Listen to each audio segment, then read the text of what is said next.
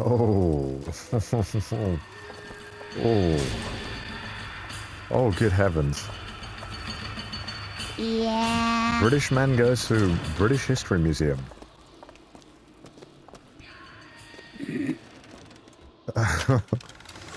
Killing with excessive damage stuns nearby enemies. That sounds interesting. British man back to conquer.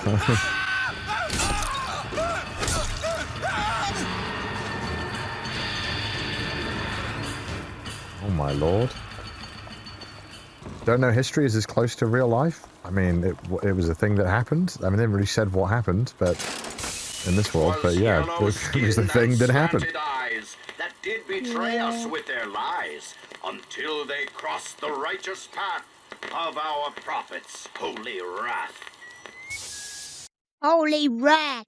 Basically, the British, in 1900, around that time, they'd already colonized India, and they had a bunch of poppy fields, and they were like, well, shit, we got so much opium and not really much place for it to go.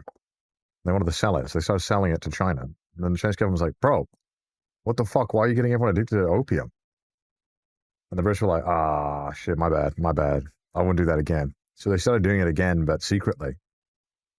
And then when they got called out for it again, they were like, dude, what the fuck? You said you'd stop. They were like, oh, no, we're not going to stop. We made too much money. And they started killing people. The boxers took my eye and 30 of my friends. Yeah, and then after that, this is a very rough retelling of how I... And then they were super pissed. The British were pissed. Obviously, the British were pissed. I mean, they're perfectly good opium and know how to sell it. Of course they are pissed, you know. This guy's going fucking quiet. Oh, I died. Oh, shit. I thought this was all a British thing. So I'm a bit confused why there's some, like, Americana here. But maybe his rewriting of it? I don't know. So they stopped selling the opium. But then they started doing it secretly. And then China got really pissed with it. Naturally so. And then British were like, oh, fucking hell, mate. This is a bit difficult to sell opium. Let's just take it over. So they sailed up to Beijing. And I think they took it over. And at the time, I think the person who was in charge of taking it over was like given instructions to be like, hey, take over everything. And then I guess he was not a very good colonialist and took just Hong Kong or something. And then when they found out afterwards, they were pretty pissed. They were like, what the fuck, man? Just to get more. Why'd you get just this thing? That's how I remember it. Wow.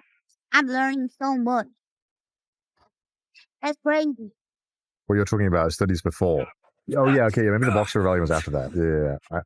It's quite a long stretch of history, and it's quite hard to remember all of it. Whoa, that's crazy. Yeah, it's quite a lot. Doing different events together. Thank you, historians. Please correct me. VOD historians, correct me in the comments.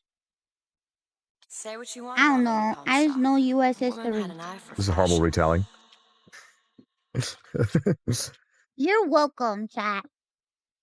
You got the rough outline. You've seen what Comstock has Once done upon a to my time, history. America. True. Now see how he's rewritten his own. I don't think it had anything to do with America. I could be wrong though. Yeah. Oh yeah, the Boxer Rebellion was later. Yeah, you're right. And I know there was 2 opium wars too.